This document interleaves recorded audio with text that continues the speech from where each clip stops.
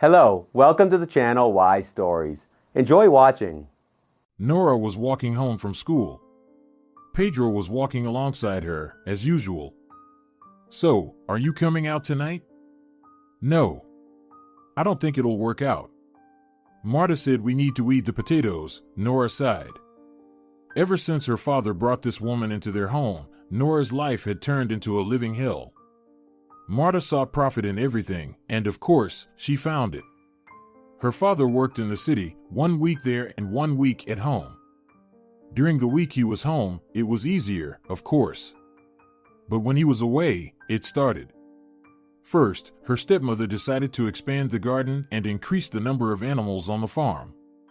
Her dad supported all her ideas, and Marta would say, "As soon as the farm starts making a profit, you can quit your job and work at home."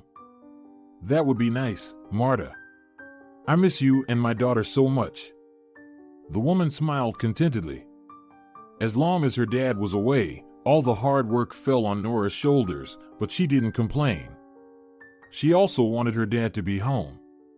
Marta went to the market every 3 days. Nora didn't know how much money she made there, but apparently it was good because her dad quit his job after a year. Nora thought things would get easier, but they actually got much worse. On the first day when her father was free, Marta said at dinner, "Rodrigo, starting tomorrow, we're building a new barn. I've already ordered the materials." "Marta, why? This barn is only 5 years old." "Well, this one won't go anywhere, and we'll have an additional one." Her father just sighed. Lately, his wife's eyes were filled with numbers instead of love. He built the barn, then the shed, and the chicken coop. But Nora began to notice that her father smelled more and more like alcohol, and there was such sadness in his eyes. Marta would yell, argue, and even get into fights with everyone. Soon, nobody in the village even said hello to her, and she didn't care, to be honest. "I didn't take anything from anyone. I earned it all myself. Let those drunks and loafers gnash their teeth in envy." Pedro kicked a stone. "She's riding you hard. And now you won't even be able to get an honor roll." Nora waved her hand. "Why do I need that honor roll? Put it in my room and admire it? But you wanted to go to college. Who's going to let me into that college? Dad's on his knees every day, and the farm is huge," she sighed, and Pedro looked at her in amazement. "Nora, are you crazy? You're the best in our whole school. You wanted. How can this be?" Nora looked at the sky with longing. "It's nothing to worry about. I'll get through it. Most people do this, they get married, have children, and take care of the household. But it's a different time now. Pedro, leave it, okay? Tell me, how's your grandpa?" "He's doing better now. He limps a bit, but he's doing well." Nora smiled. A week ago, a terrible event shook the village. They had long been saying that wolves were getting too close to the village. They talked about it, but what good did it do? They had a forester. You could only catch him sober once a week. They hoped that nothing terrible would happen. They were wrong. One night, the wolves jumped over Pedro's neighbor's fence and tried to take their dog off the chain. The owner rushed out, along with the neighbors, and Pedro's grandpa, who was about 100 years old, didn't hesitate. He grabbed a rifle from the wall and rushed into the yard. He managed to grab the gun but shot himself in the leg instead of the wolf. Luckily, it was just a graze. But the noise scared the wolves away. As they say, there's both laughter and tears. The whole village helped treat Pedro's grandpa. Pedro only had his mother and grandpa, so they didn't have much income. Everyone brought something delicious or useful to Grandpa Roberto, who, you could say, sacrificed himself for their salvation. Only one family stayed out of it, and of course, it was Nora's family. Marta immediately said, "Well, if a person is a fool, it's forever. No need to jump around like a young man at that age." Her father was, as usual, under the weather, and Nora didn't even bother. No one ever listened to her anyway. tell Grandpa to get well. I will. Listen, Nora, which field are you going to weed? The farthest one, beyond the village. Let me come and help you. No, Pedro, there's no need. Don't you have your own things to do? Nora said this, but she knew Pedro would come and help, and they could spend the saved time by the river, and that thought filled her with joy. Here she is. Why are you always hanging out with this Pedro? Look, if you'll get a bun in the oven, suddenly you'll find yourself outside. It would be one thing if he had some prospects, but he's just a lazy country boy, nobody needs him. You should be looking for someone more suitable. Nora didn't pay any attention to her. Her stepmother always met her with such conversations. If not Pedro, then it would be something else. No matter how Nora approached, accusations rained down on her from the moment she entered. Why are you wrinkling your nose? I carry your drunkard dad on my back, and you? Are you just lazing around? Don't forget, you have to weed the potatoes. I remember about your potatoes. Nora couldn't contain herself anymore. She wanted to scream and stomp her feet, but she knew that would only bring more tasks down on her head. What's wrong with her? And what do you eat with your dad? Or maybe you feed yourselves on air? Marta put her hands on her hips. Nora knew that a scandal was about to start, and it would be like a one-man show. To avoid that, she decided to skip lunch and head straight to the field. She quickly changed clothes while Marta was working herself into a frenzy and slipped out the door. She was already on her third row when Pedro appeared, not alone but with his grandpa. Good day, Nora. Hello, Grandpa Roberto. How's your leg? What could happen to it? It's just a habit now, it walks more than I do. And why are you out in this heat? Besides, what's the point of weeding it? It's going to be dug up soon.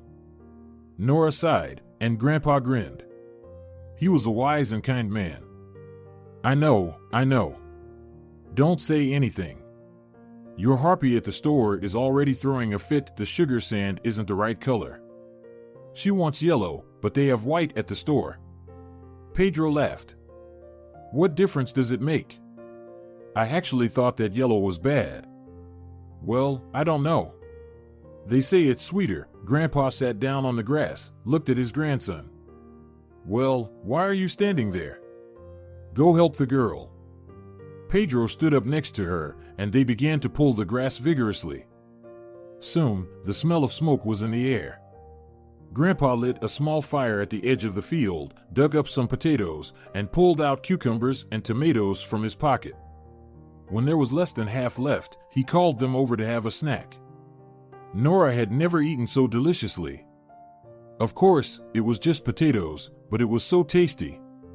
Overall, in the company of Grandpa Roberto and Pedro, it felt so homely, so good and peaceful. I knew your stepmother when she was just a girl, that's why she never liked me.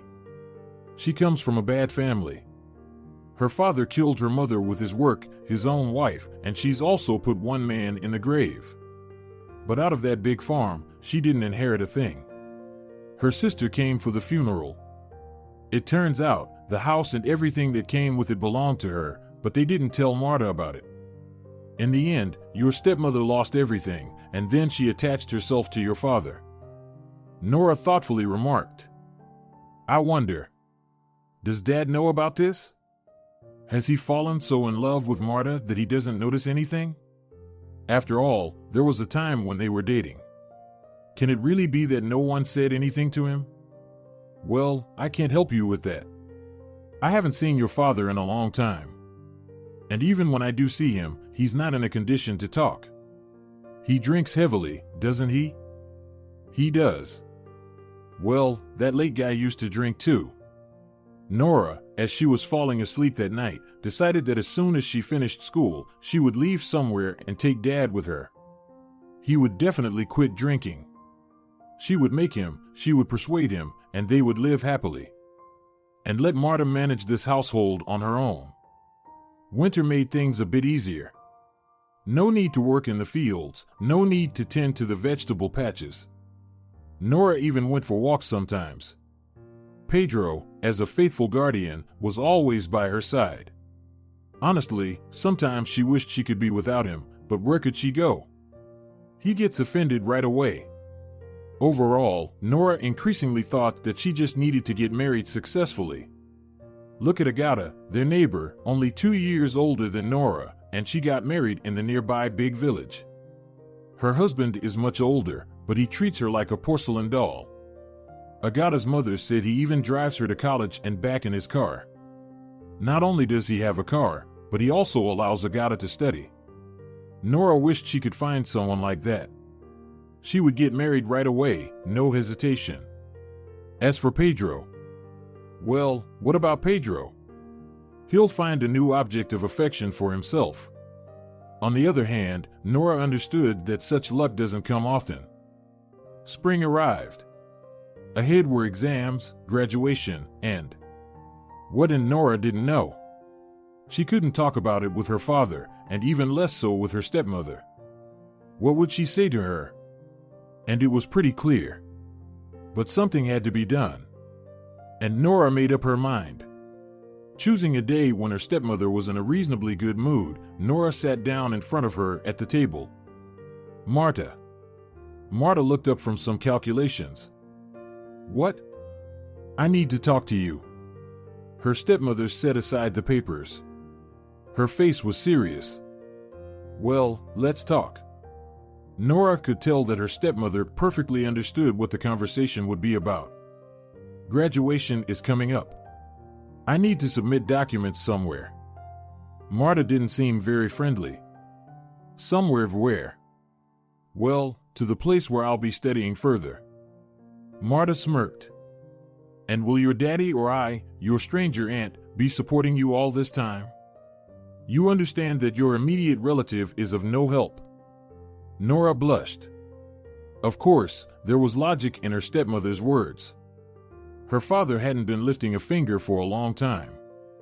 But what was Nora supposed to do? You understand, Nora, if you don't help with the household chores, I'll have to hire someone, and that means extra expenses. So, no matter how hard I try, I won't be able to allocate money for you. And, in general, if you wash your hands of it, there will be no need for you to come here. So, if you decide to study, you can forget about your family home. Nora was on the verge of tears. She had expected something like this, but it still hurt deeply. But everyone is going to study. You're not everyone. Your situation is completely different, or am I wrong? That's it. I believe I've explained everything to you clearly. Nora's stepmother got up and left, leaving Nora in tears. Everything was just as she had thought. She would wither away in this village. For several days, Nora felt out of sorts. She had no mood for anything. She even decided not to attend the graduation ceremony. Pedro irritated her so much that she couldn't bear it. One day, she came home from school, sat down on a bench in the yard, and just sat there. She heard a rustling from the barn. Weird, Marta went to the market this morning. In general, Marta had recently passed her driver's license test and bought herself a green car, so she started going to town much more often. Who could it be? Nora cautiously stood up. She wanted to approach the door, but it opened by itself. A disheveled head appeared from inside. It was her father. He was clearly heavily intoxicated. Nora sighed bitterly. Oh, Nora? Where is this harpy? Nora was filled with such anger that tears burst from her eyes. No. And who cares who's here and who's not? You don't care about anyone except yourself. Dad, why do you hate me so much? You handed me over to a stranger aunt, and you're just drinking every day, not thinking about your daughter. Nora, what's gotten into you? What are you saying? What am I saying? Do you know that everyone is going to continue their education after school, and your daughter will keep cleaning cow dung because Dad doesn't want to do anything? It's more interesting for him to drink every day than to think about his daughter. Nora, wait. Wait, don't cry. But Nora had already rushed into the house. Rodrigo sat down on the bench where his daughter had just been and stared ahead. Does your head hurt from all these thoughts? He looked up and saw his father, Roberto, at the gate. Hi, Grandpa. It does. I just can't understand anything. Is your harpy home? Rodrigo waved his hand. No, she's gone to the city. Grandpa Roberto walked into the yard and sat down next to him. What are you doing, Rodrigo?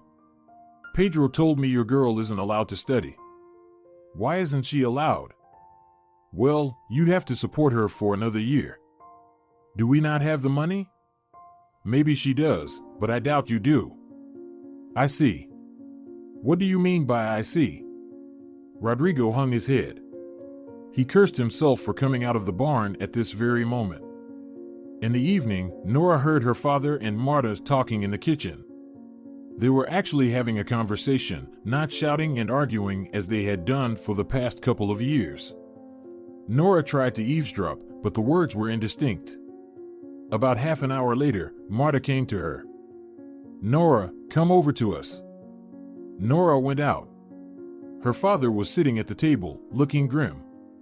Marta pointed to a chair. Sit down. Nora sat down, looking at her father in astonishment.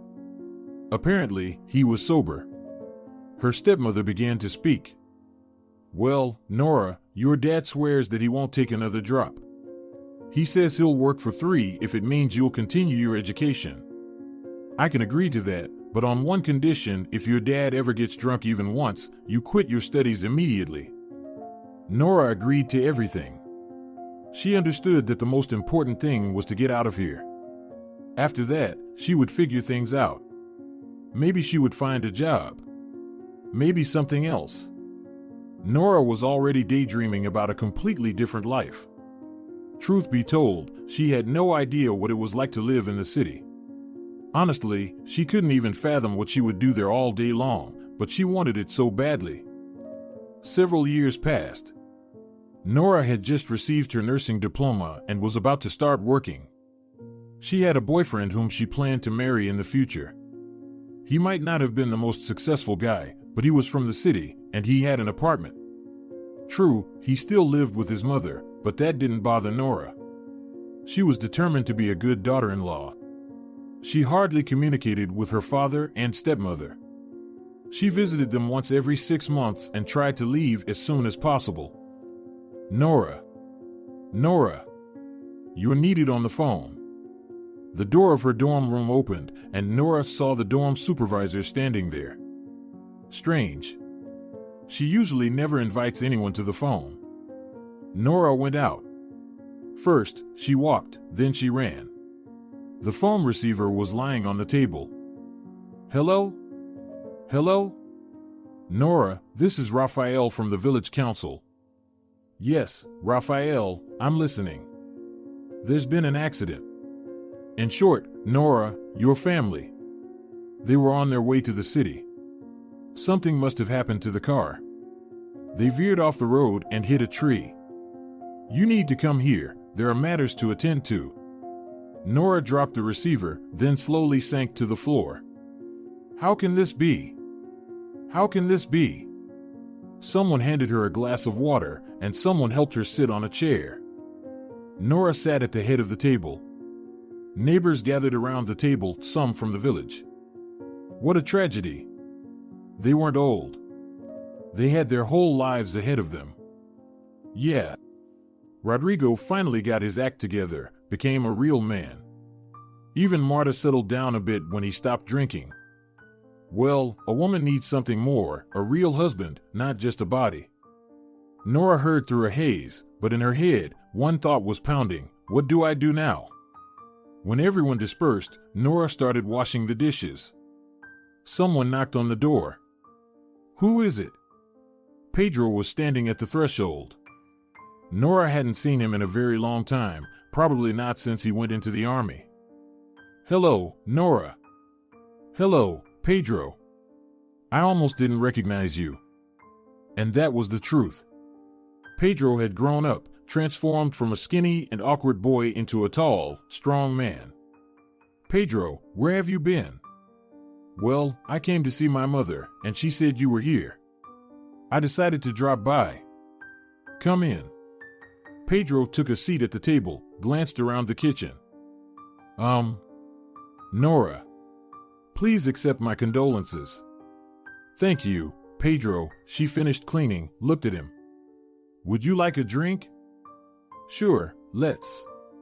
We'll sit, commemorate Uncle Rodrigo and his Marta. After all, he was a living person. Nora placed sandwiches, a bottle, and a glass in front of him.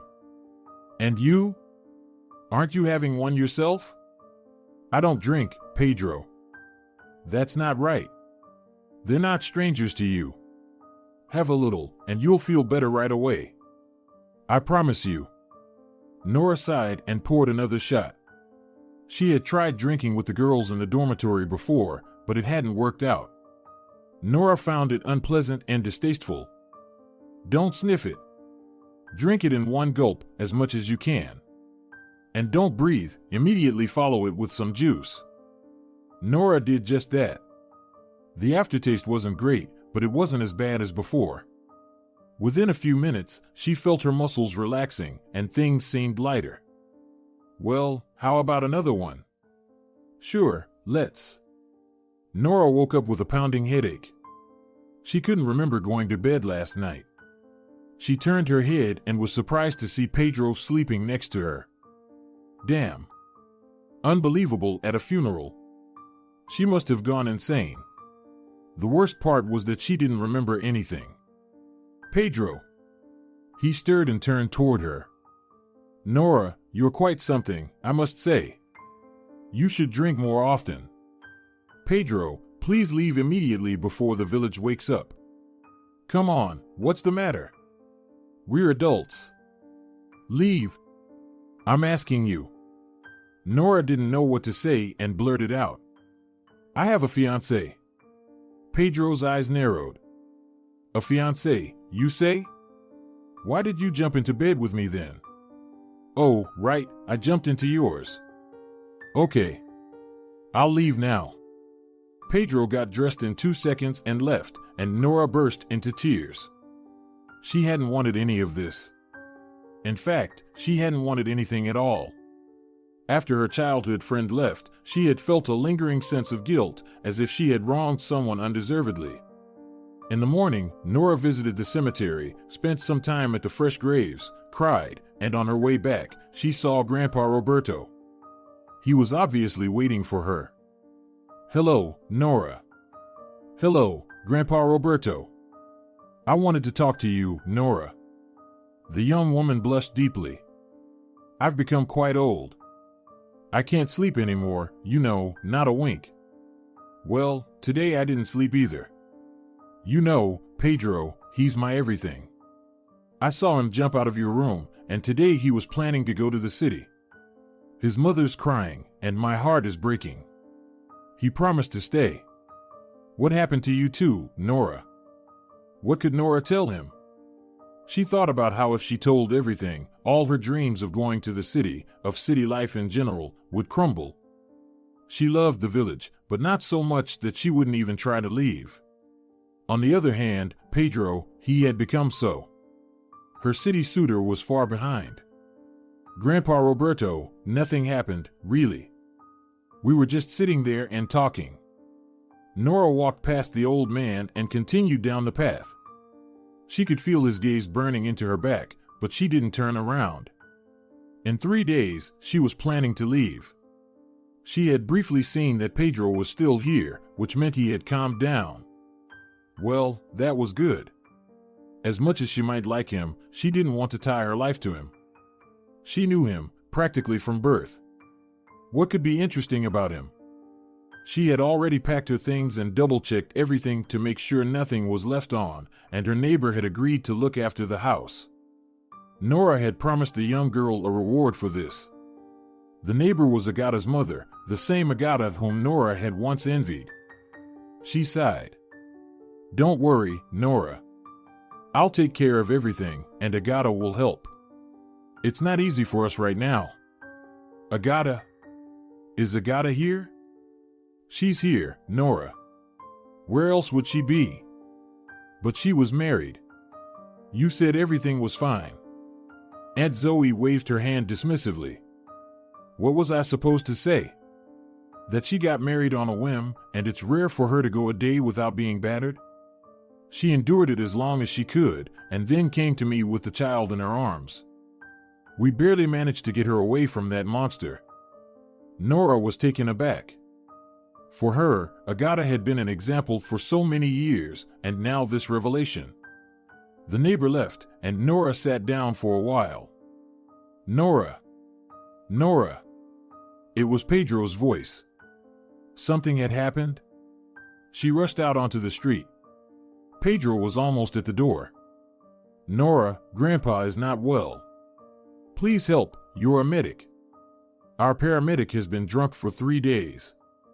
Nora dashed into the house without even bothering to lock the door, grabbed her medical kit from her bag, which she always carried with her, and ran. Pedro was running alongside her and explaining. He's been looking pale and unwell since the morning, breathing heavily. Then, at lunch, he got up from the couch and sat down again. I asked, "What's wrong?" But he just waved me off. But now he's really in bad shape. Nora, please help. She stopped abruptly, and Pedro bumped into her. Pedro, I'll do everything I can, but you have to understand something. How old is Grandpa Roberto? He's 94. Pedro sighed as if he were about to cry. Nora understood that Grandpa Roberto was indeed in very bad shape. She sat down next to him and rummaged through her medical kit. An hour later, he was feeling much better. Grandpa Roberto, you need to go to the hospital. I'm not going anywhere. I won't have it. I'll die at home. Pedro exclaimed indignantly. Grandpa, what do you mean die? You need to get those thoughts out of your head. Grandpa smiled and looked at his grandson. And what do you think, that life begins at 94? No, my boy. Everyone has their time, and trying to outsmart fate is foolish. I've had a good, long life. Look at the men in our village who have reached 70, they're all gone. Nora and Pedro stepped outside. Pedro, I don't know what to do. Honestly, Grandpa Roberto's condition is not very good. He won't go to the hospital. I know my grandpa. Nora looked at Pedro, realizing how much his grandpa meant to him. But you said the paramedic is drinking, and I need to go back to the... Then go. Pedro stubbornly avoided looking at her. Pedro, I really need to go. Nobody will be waiting for me at my new job. I'm not keeping you, and I understand everything. Thanks for coming. Do you want me to walk you out? Nora shook her head. No, it's not necessary. Then go. The bus leaves in an hour. Nora walked down the street. After a minute, she turned around, but Pedro was already gone from the yard. For the first time in her life, she wanted to stay in the village. She wandered around the yard, scratched the dog behind the ear, and then sat on a bench. What should she do? She just sat there. She checked her watch, the bus had already left. No problem, she would go tomorrow. She would talk to Elio and discuss the prospects for the village. At least there would be no financial problems here. Look at her property. Nora didn't even know if she was making the right decision, but she needed to make a choice. She went to bed with a heavy heart. In the morning, she decided to leave after all. What could she do here? When the bus approached, she got on and saw Pedro running to her house and then back again. She closed her eyes. Grandpa Roberto had passed away. Nora had learned about it from Luz, a girl from their village, whom she had met by chance in the city. She tried not to blame herself. She knew that there was no way out for Grandpa Roberto, but she understood what Pedro must be thinking. A week later, she went to see Elio. It was strange that he hadn't contacted her during this time. His mother answered the door, and Nora hadn't seen her before. She was immediately intimidated. Hello. Is Elio home? And who are you? You're not Nora, are you? I am Nora. Nora tried to smile. You should stop coming here, Nora. Elio has found a nice girl, from the city, educated. She was taken aback. What do you mean found? He knew I was going to a funeral. So what if he knew? And what can you offer a family? You haven't even started working properly yet. Your parents can't help you now. Nora felt like she couldn't breathe from such accusations. Then she said, well, maybe nothing that you dream of. Except, perhaps, a house worth more than your apartment or a farm that will bring in a significant sum. But you're probably not interested in that anymore. Goodbye. She ran downstairs. Tears streamed from her eyes. The steps merged into one. That same day, Nora threw all her things into a suitcase and prepared to leave for the village. Damn it all! People somehow live in the village, especially with her profession. In the evening, someone quietly knocked on her door. Yes? Elio stood at the doorstep. Hello, Nora. She leaned back in her chair, looking at him with interest. My God, what had she seen in him? Slim, tall, wearing glasses. His hands were pale, and his forehead was constantly sweating. Oh, your mom said about how close you are to lose a wealthy bride. Why would you say that? I just missed you. Missed me. Well, that's good. I said a few things to your mom. It's okay. My mom has a difficult character. Please forgive her. For all the time they had known each other, Elio had never spoken to her so affectionately. Nora suddenly felt deeply hurt. Was she really so worthless that she could only be loved for her inheritance? Elio, you see, there's something. Nora looked at Elio, who had comfortably settled on her bed, and smiled. You are a very good person. I need you so much. I've inherited a lot of debt. Elio sat up abruptly. What kind of debt? And Nora couldn't stop herself. Well, what kind? Regular debt. That's strange. What's strange, Elio? Oh, nothing. I just remembered. I urgently need to go somewhere. Let's meet tomorrow. He quickly kissed Nora on the cheek and disappeared. There was no other way to describe it because Elio never stopped. He was more like a ghost.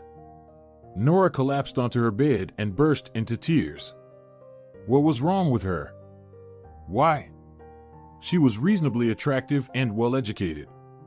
She fell asleep while pondering these thoughts. In the morning, after packing her things, she got on the bus. When she arrived and looked around, she thought, isn't this place beautiful? Construction was in full swing on the edge of the village. She had heard that they were building a new community center. It would be called the House of Culture. Living here was easy, and she should never forget the saying, dry bread at home is better than roast meat abroad. She entered her yard, cast a fresh look around, and thought, this is good.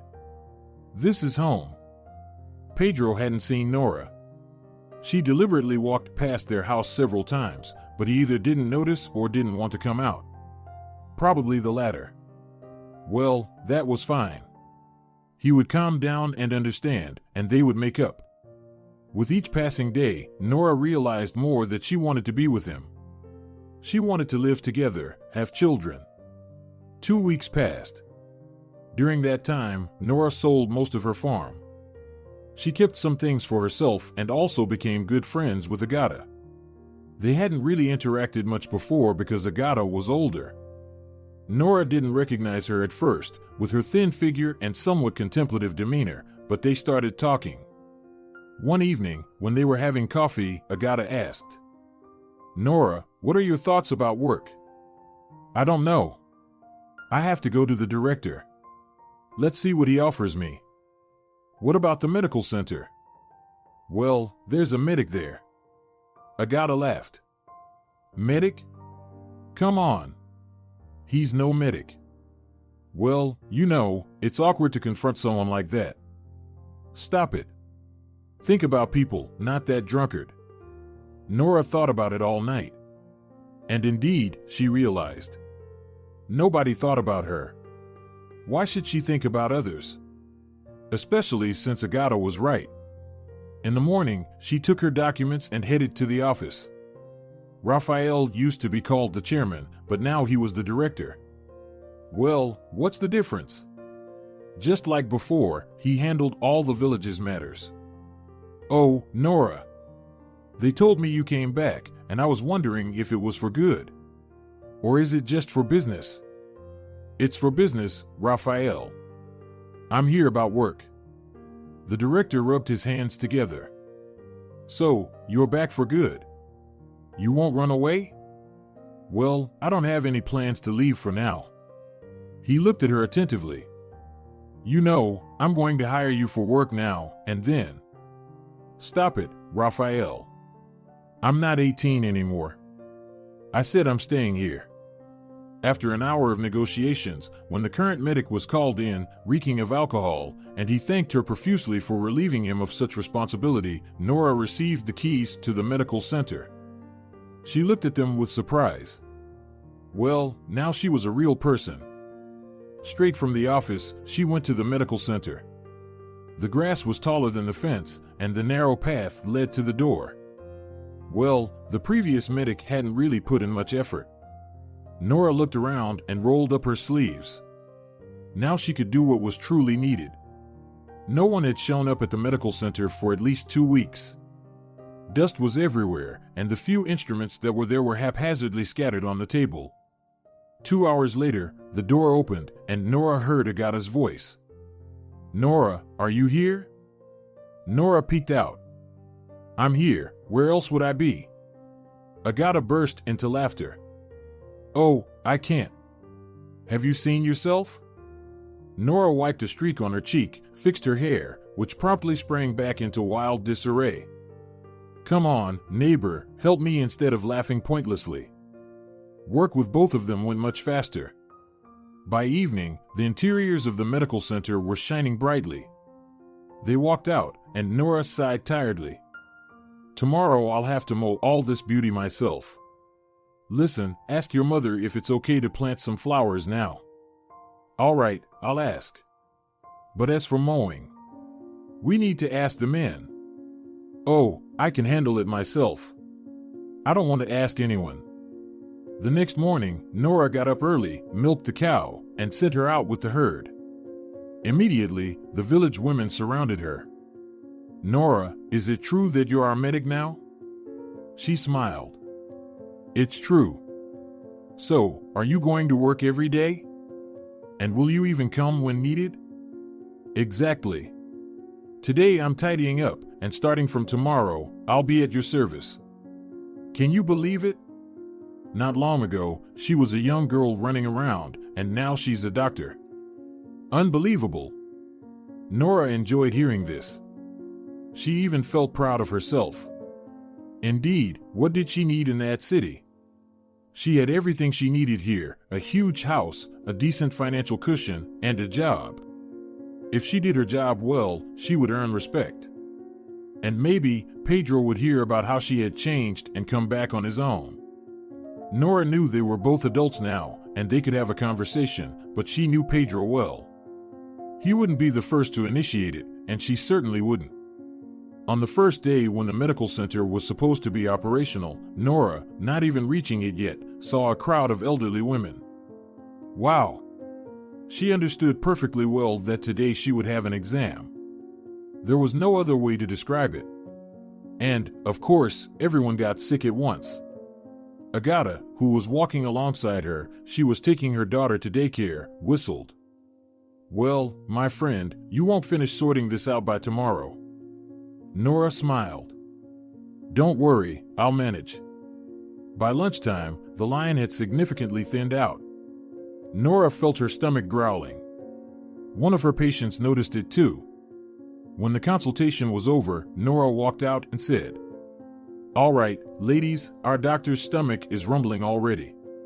Let the girl have at least some coffee.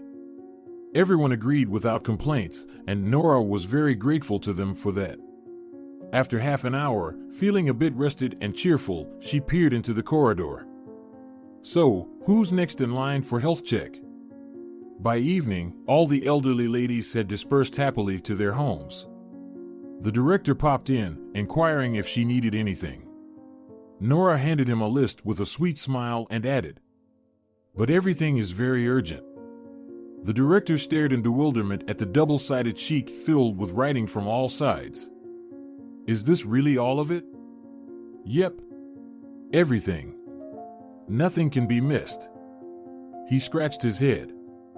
"Oh, did I perhaps overdo it by appointing you in Jorge's place?" Nora remained silent. Raphael sighed and left. She hadn't seen Pedro at all. Later, Agata told her that he was currently working in the city, cutting down trees in the woods. He only came home on Saturdays. He would wash up, sleep, and then head back to the woods. But going to his house was out of the question. 2 months had passed since Nora started working. The elderly ladies were satisfied, and that was the most important thing. At their age, they needed attention more than medicine. Occasionally, someone younger would show up. Nora urgently sent 2 of them to the hospital, one with appendicitis and the other with what seemed like kidney stones. Well, Nora couldn't be 100% sure without tests, but it really looked like kidney stones. As it turned out, she had made the right call. The hospital said that a few more days, and it would have been too late to treat them. The usual workday was coming to an end. The weather outside was bad, so there weren't many patients today. Nora was about to close the medicine cabinet when the door slammed and someone shouted, "Doctor! Is there a doctor here?" Nora rushed out of her office. "Pedro!" Nora almost lost consciousness. Pedro was in such a state. "Girl, here," one of the men said fearfully. "Over here, on the couch." They laid Pedro on the couch. "Someone, quickly fetch Jorge. If he's sober, tell him to run here." The younger man nodded and sprinted out of the medical center. Nora was examining Pedro. Several head wounds. It seemed his skull was intact. The wounds were superficial, his arm hung limp, and there was a gash on his shoulder. "Girl, listen, we need to avoid going to the city if possible. The forest is the only place our men can earn money. If all this gets out, we'll lose all the work." "Are you out of your mind? A person might die." "I understand. I'm saying, if it's possible." Fortunately for Nora, Jorge was sober. He entered the room quickly, glanced at Pedro, and said, What are we going to do?" "Let's start with his head." An hour later, Nora had put in the last stitch. Jorge approvingly croaked, "Nice work." Pedro opened his eyes.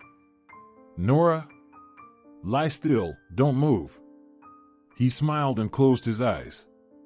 His arm turned out to be dislocated. That's where Jorge came in handy. Pedro cried out and lost consciousness completely. "Don't worry. It'll hurt a bit, and that's it." Pedro's mother burst into the medical center. She rushed at the man who had asked Nora not to send Pedro to the city. "Are you satisfied? You sit here. You'd better have vanished into thin air, you scoundrel." The man turned away from her claps and said nothing. As Jorge explained, he had been the foreman with the loggers. "Calm down. It's not like you don't know your own son. He's the first to jump in everywhere." A woman peered into Nora's room. "Nora? Don't worry. Everything will be fine. I'll stay with him until morning." "I'll stay with you." "No need. I can handle it." Pedro woke up in the middle of the night, glanced around the medical center with a groggy look, and stopped his gaze on Nora, who was sleeping at the table. "Nora." She sat up abruptly. "Pedro. How are you feeling?" "Who knows? Not very good." "You're lucky, the head wound was only superficial." "Yeah, lucky, all right." In the morning, they transported Pedro back home. Liana, his mother, thanked Nora profusely and then said, "Nora, will you come over?" "Of course. I'll come every day. change the bandages, and tend to patient.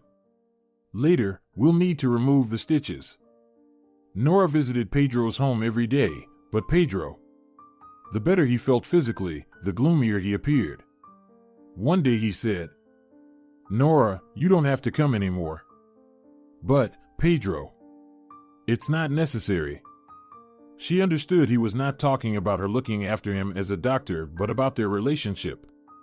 Tears welled up in her eyes. "Are you sure?" "Very.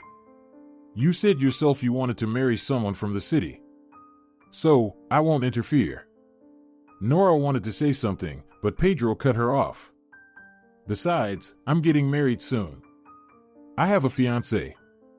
Nora stormed out of the house as if scalded. She ran and cried all the way home. At home, she calmed down a bit. Pedro must be losing his mind. Anybody in his place would be going crazy. It's okay, he'll calm down a bit, and then they'll talk. Time passed, and Pedro didn't make any moves. Later, she found out that he had gone back to the woods again. Nora was furious. "Oh, is that so? Well, forget you." Manuel had been pursuing her for a while now, a guy from the neighboring village. She'll show Pedro. A day later, Manuel appeared, placed a chocolate bar in front of her, sat silently for a while, and then said, "Tomorrow's a day off. Some artists are performing at the club. Maybe we could go?" He said it with a sense of hopelessness, convinced in advance that she would refuse. "Sure, let's go." Manuel perked up.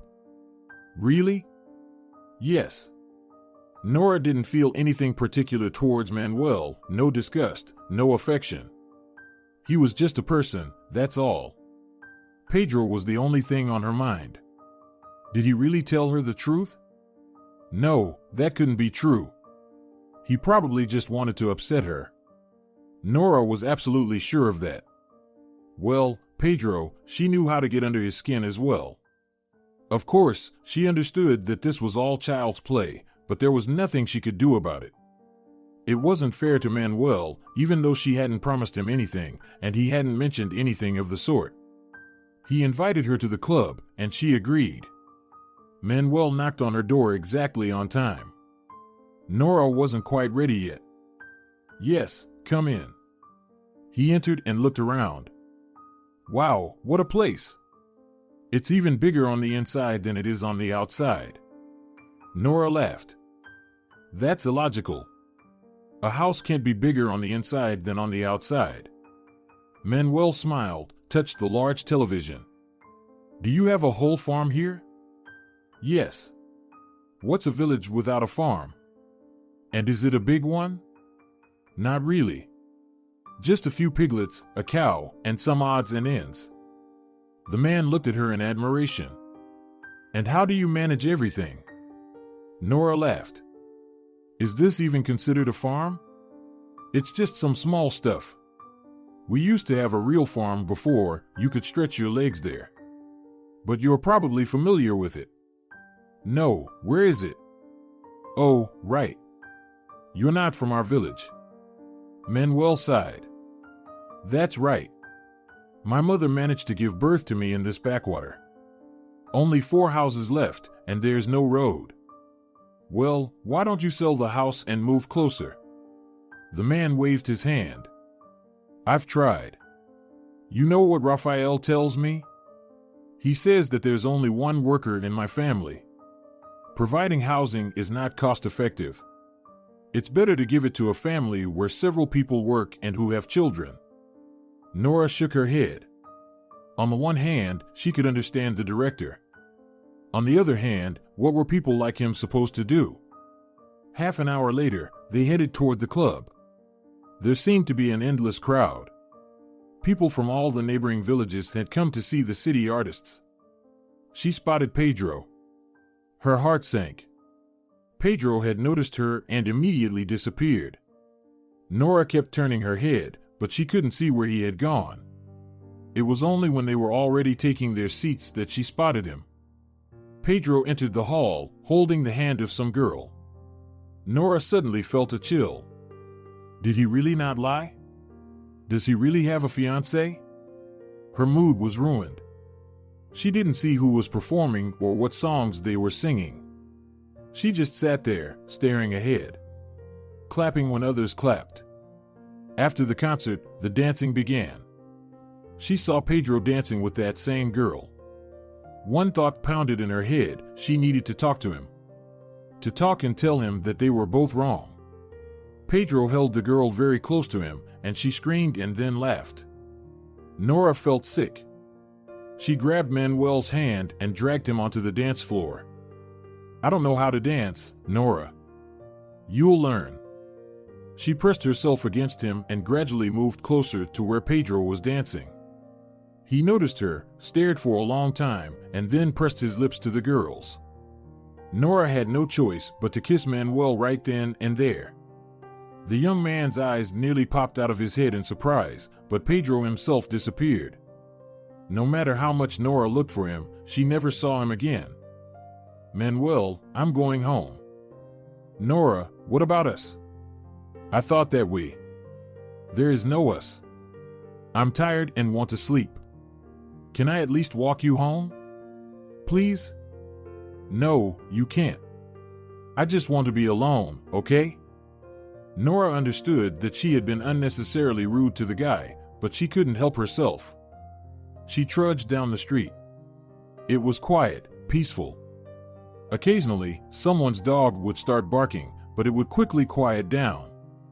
Nora approached her gate, sighed, pushed it, and found herself in strong arms. Well, got caught, little bird? Pedro? You scared me. You haven't seen anything yet. Pedro reeked of alcohol. Have you been drinking? Go home. No way.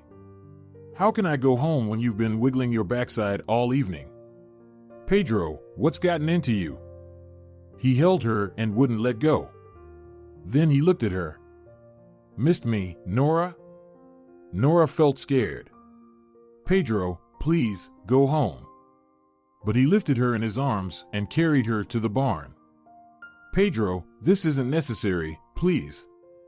Don't scream so loudly. It's not proper for a well-respected nurse to be caught in an indecent act, and we are about to engage in some very indecent activities. Pedro. She resisted as much as she could, but Pedro wasn't rough. He was just insistent. By morning, Pedro silently got up and slipped out of the barn, but he didn't say a word to her. Nora had hoped that now, finally, they would talk and resolve everything. She could see that he cared about her, but for some reason, he had decided something silly for himself. Well, nothing could be done about it. She would definitely go to his place and talk to him. The whole day, Nora lay on the couch. She decided to have a real day off. She rested, got up in the evening, made a salad, and then collapsed in front of the TV. On the next day, almost immediately after Nora arrived at work, Manuel appeared. In his hands, he had a bouquet of asters that grew in every yard, and his face bore a triumphant expression. Nora, how I missed you. Nora raised an eyebrow in surprise, then remembered how she had behaved with Manuel and blushed. It wasn't his fault, really. It was her and Pedro who had dragged him into their game. Manuel, I'm very flattered, but... No buts. My mom is waiting for us for dinner tonight. The director allowed me to take the car after work. Nora was just gathering her strength to respond when the door burst open. Nora? Agata was standing in the doorway. Nora, Liana isn't feeling well. Pedro came for Mom. Hurry. Nora grabbed her little bag and threw it to Manuel. Later. You see for yourself. They almost ran to Pedro's house. Along the way, Agata explained. In the morning, Pedro was leaving, and he and his mother were having a heated argument by the gate about something, and then Pedro jumped into his car and drove off. Where? Nora stopped. Where do you think? To work somewhere. I don't know where, but it seems like he'll be gone for a while because he had a suitcase and a backpack with him. And Aunt Liana just sat on the bench, her head bowed. Mom thought she was crying, but she was just sitting and sitting. So she ran over to her, but her eyes were closed and her lips were white. Nora walked almost on autopilot. How could this happen? How? He just up and left? And what about her? How was she supposed to deal with this?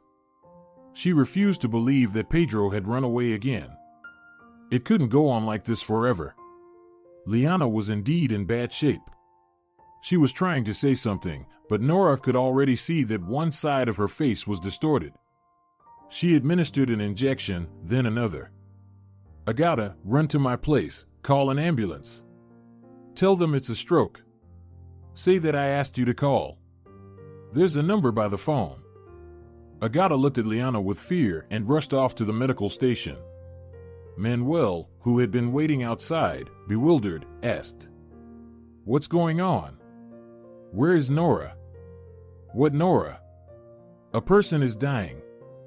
Agata waved him off and rushed into the building. By the time they took the woman away, there was already a crowd gathered at her house. "Agata, please look after my animals for today. I'll be back." "Of course, Nora, no problem." "How will you get back?" "I'll figure something out." Raphael approached her. "Go, Nora. When you're done there, call me. I'll send a car for you." "Thank you very much, Raphael." Nora stayed in the city until the early morning. Closer to dawn, the woman started to feel a little better. "Well, you're a medic yourself. You should understand that it's too early to make any predictions. Let's hope she's a strong countrywoman." Nora checked her watch. She could catch the first bus back to the village, get some sleep on the way, and be back in a few hours. The first person she saw when she got off the bus was Elio. Nora had expected to see him here the least. "Nora, I've been waiting for you here for who knows how long." "Elio, what are you even doing here?" "Well, you disappeared, so I thought."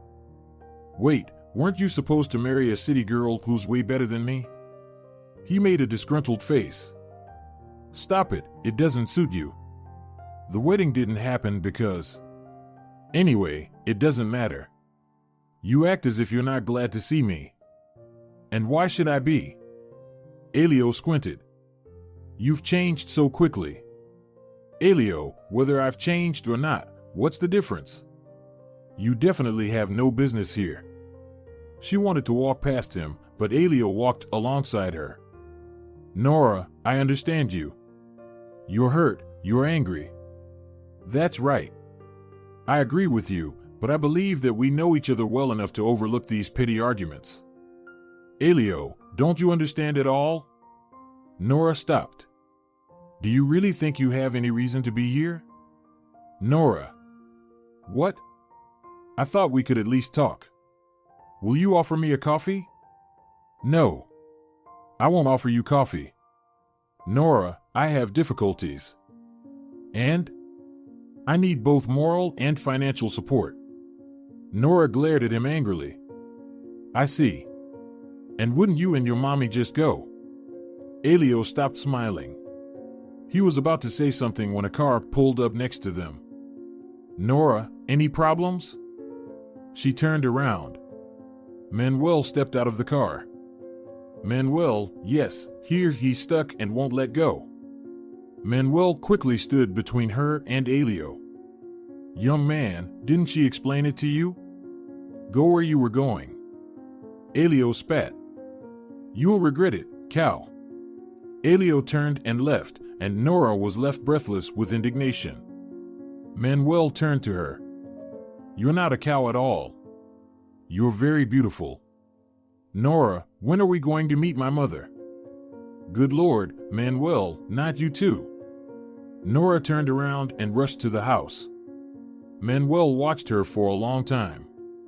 3 days later, Nora went to the hospital again. Zoe brought honey and a piece of homemade cheese. "Give my regards to Liana. Tell her to get better and not to overdo." "All right, Zoe, I'll pass it on."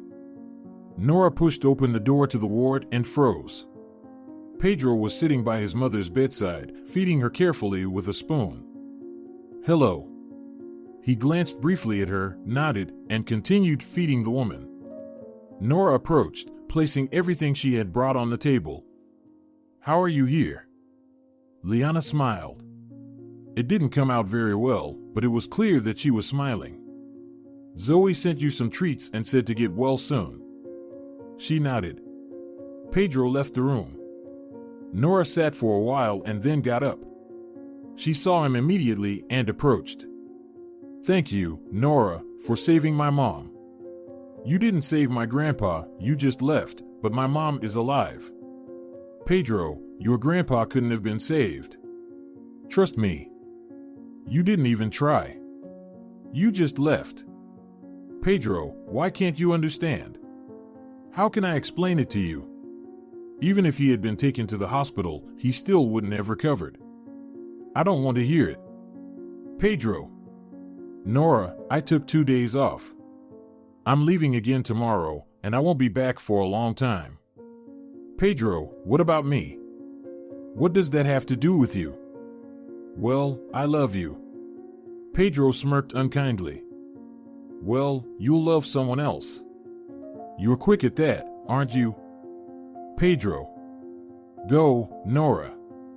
I'm leaving tomorrow, and I don't care what you're telling me right now. I don't believe you, and honestly, I don't want to." Pedro got up and went into the hospital. "Pedro, stop." He didn't turn around. As she rode home, not a single tear came to her eyes. She got off the bus, went to her house, and sighed. Someone was sitting on the bench by the gate. Nora sighed again. It was Manuel, and it seemed his mother was with him. Well, it seemed like fate. Nora put on a smile. "Nora." Manuel rushed towards her. "Nora, forgive us, but you never have time. As they say, if Muhammad won't go to the mountain." An elderly woman stood up. Estefania. Nora extended her hand in response. "Nora, please come in." As they walked through the courtyard, Estefania scrutinized everything. Not just scrutinized, but evaluated, as if she were assigning a value to everything all at once. When they entered the house, the woman gasped. "These are quite the accommodations. Not everyone in the city has something like this." Nora smiled. "Well, there's not much room to spread out in the city. Apartments there are small." "You're right, Nora. What's there in the city when you can live like a human in the village?" Nora took off her jacket and started setting the table. Her mood was off, to say the least. And then she remembered that one of the patients had brought her a pretty bottle. He said his relatives brought it from the south. She remembered how it relaxed her, and she quickly found it. Placing it in the middle of the set table, she looked at Estefania, who was inspecting the house. "Let's sit down at the table. Everyone's hungry." The woman glanced at the table. "Oh, so much food. Eat, don't be shy." "What's this?" "This is cognac, it came from the south." "Cognac? I've never tried it before." For nearly an hour, they talked about nothing in particular, the weather, nature, and the failed potato crop. Then, when the cognac had clearly taken its toll, Estefania brought up the topic she had in mind. "Nora, do you realize that you're not getting any younger? In the village, you're practically an old maid. It just so happens that my Manuel is almost 30 and he's been avoiding relationships." Estefania pounded her fist on the table. Manuel jumped up. "Mom, please, calm down." Nora watched the woman with interest, while Manuel didn't know where to hide. Estefania continued. "Why are you both hanging around? Especially since my Manuel is head over heels in love with you, and you're a smart girl. Good job, your own house, your own farm. Nowadays, it's hard to find someone so independent. In short, you need to get married." She said it as if she had just settled the matter. Manuel sat there, as red as a lobster, while Nora poured drinks for everyone and said, "Well, if it's necessary, then let's get married." Estefania waved her hand and promptly started snoring. Manuel and Nora moved her to the couch. Manuel kept apologizing. Nora, I'm so sorry. My mom never drinks, only a little homemade liqueur before bed, a teaspoon, but I don't know what came over her. It's all right. Let her rest. Well, you can't drive. So we can't make her walk so many kilometers in the middle of the night. Yeah, I didn't think it through. Manuel looked at her somewhat embarrassed. Nora, what did you mean by saying we should get married? Well, I said what I said. You do want to marry me, don't you? Very much. Tell me honestly, is it because of the house or not? No, Nora, what are you thinking? It's my mom, she's just looking for advantages in everything. Well, that's it then. Start preparing for the wedding. Nora put the dishes in the sink, stood there for a moment, thought, and decided she would wash them in the morning. Well, what are you waiting for? Let's go. Where? Where else? To bed. Just like that? Well, if you want, you can wait for the wedding. She went into the room, and Manuel, as if suddenly realizing something, rushed after her. In reality, Nora knew that she was doing all of this out of resentment towards Pedro. But she told herself, it's not a big deal. I'll endure it and learn to love him. Or as Pedro said, you fall in love quickly, right? Soon, Manuel appeared. Of course, even with closed eyes, it was clear that it wasn't Pedro. Manuel turned away and started snoring, while she lay there, staring at the ceiling, tears silently streaming down her face. In the morning, Nora woke up before everyone else. She quietly washed the dishes and made pancakes. As she was getting dressed, Estefania woke up. Oh, Nora, how could I oversleep like that? And where are you off to? I'm going to work. You all should have breakfast. And when you go home, drop the keys off at the medical office. All right. Whether it was intentional or just a coincidence, Estefania showed up at the medical office precisely when it was crowded. Oh, Estefania, are you feeling unwell? One of the elderly ladies greeted her. Well, you could say so. I brought the keys to the future bride's house. What future bride are you talking about? What do you mean? Nora, of course. You're lying. So that our Nora would marry your Manuel. Why would I lie? If you don't believe me, here are the keys.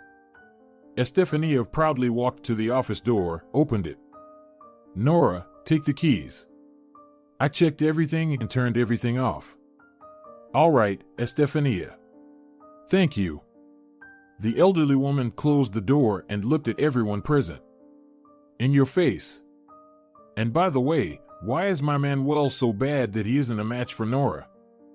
The same old lady burst into laughter. No, why would he be bad? He's not bad, just very lazy. Well, your whole family is like that, really. Estefania glared at them and headed for the exit, stopping by the door. We'll see who has the last laugh. And she left. The elderly ladies continued to gossip for a while. Yet, a nagging feeling that something was wrong never left them. Almost a month passed. Manuel visited her often, but not as often as her future mother-in-law. One could say that she had completely moved in with Nora. Occasionally, she would cook lunch, but more often, she simply relaxed and almost never washed her own dishes. Nora didn't pay much attention to it. In fact, she didn't pay attention to anything because her mind was occupied with completely different, rather unpleasant thoughts. Nora had recently found out that she was pregnant. She had only learned about it a few days ago, and after some calculations, she realized that Manuel couldn't be the father. She breathed a sigh of relief. Honestly, she didn't want children with Manuel. However, she immediately panicked. What should I do now? In 2 weeks, the wedding was scheduled. A wedding with Manuel, but the child inside her was Pedro's. Nora didn't know what to do. She didn't really want to be a single mother. Of course, these weren't ancient times, but it would still be tough for the child. If she canceled the wedding in the hope that Pedro would come later and accept his child, she could embarrass herself completely. Nora didn't sleep for several nights, but then she decided to tell Manuel everything. She couldn't just lie to him like this. Lazy he might be, but he was still a human being. They managed to talk only right before the wedding. Estefania kept a close eye on them, living by the principle of where they are, she is, and constantly tried to teach them something. Manuel, I need to talk to you. Let's talk. He came home from work and lay in front of the TV. It's a very serious conversation. Manuel turned off the TV and sat on the couch. What happened? Well, Nora sighed. You see, before I met you, I was dating someone else. We broke up. Then you came, and now the wedding is approaching. Everything was so whirlwind, but a few days ago. Manuel tensed up. What? Did he come back? No. It's even worse. I don't understand. What could be worse? Worse for you. In short, Manuel, I'm pregnant. It's not your child, but I definitely won't have an abortion. Nora blurted it all out in one breath and closed her eyes, relieved by how much easier it felt. Manuel remained silent. She opened her eyes. He sat there in silence, his hands hanging limply. Nora, how did this happen? What should we do now? I don't know, Manuel. I've told you everything. The decision is entirely up to you. She left the room, and then she heard the front door slam shut. Apparently, Manuel had left. Nora sighed. Well, if he decides to cancel the wedding, so be it. But something told her he wouldn't. Manuel returned the next day. Nora, my mother and I talked. Talked? Who? Nora thought she might faint from this confession. To my mother, of course. You didn't want to lie to her, did you? No, but I thought this was our business for now. Well, not exactly. She'll think that. Well, in short, she'll think it's her own grandchild. Nora sighed. Maybe he was right, but it all felt so distasteful. It was as if she had soiled herself. So, what did you and your mother decide? We decided that you didn't leave us much choice. Again, it didn't sound quite right, but Nora just couldn't figure out what to say. Nora, let's just not talk about it and move on. Who knows what lies ahead for us? Manuel, what are you talking about? I'm about, it's just that life is so unpredictable. It seemed like they had resolved everything, but Nora couldn't shake the unpleasant feelings left by this conversation. They decided not to have a big wedding, and Estefania supported them in this decision. That's right. No need to waste money. It's better to buy something. Nora chuckled. Money? Considering that Nora was the one mostly spending on the wedding, hearing this was funny. Of course, Nora didn't envision her wedding day this way at all. The wedding left the impression that they had simply followed tradition. Nora went back to work, and Manuel took some time off. He said he was tired, and also, after the wedding, they were entitled to some time off. Nora already understood that Manuel was not particularly motivated to work hard. When Nora reached 3 months of pregnancy, she started experiencing intense nausea that seemed to turn her insides out. No matter what she did or what remedies she tried, she felt constantly sick. She had even consulted her textbooks, but found no solution. She understood that morning sickness was normal, but something about it didn't sit right with her. Manuel, I need to go to the city for 2 days tomorrow. He tore his eyes away from the TV. Why? I need to have all the necessary examinations done and get registered for prenatal care. Oh, okay, sure. And he returned his attention to the television. Nora sighed. It felt the same whether she was single or married. Can't you register for prenatal care on your own? Nora laughed. No, Estefania, I can't. I could even get punished for it. It used to be so much easier in the old days. Got pregnant, gave birth, and that's it. But now, so many tests and nonsense. They're all harmful to the baby. Nora appreciated that someone cared about the baby. Of course, you couldn't force Manuel to love another man's child, but couldn't he at least inquire about her well-being from time to time? With 2 days in the city, the nausea had almost completely subsided. Nora couldn't understand it. The doctor just shrugged. Look for the problem at home. Maybe it's the food. Maybe it's the rural milk. You see, you can try to find the cause of your nausea, but we'll only know when you give birth. Nora understood this too well. What could she do? She couldn't keep going to the city all the time.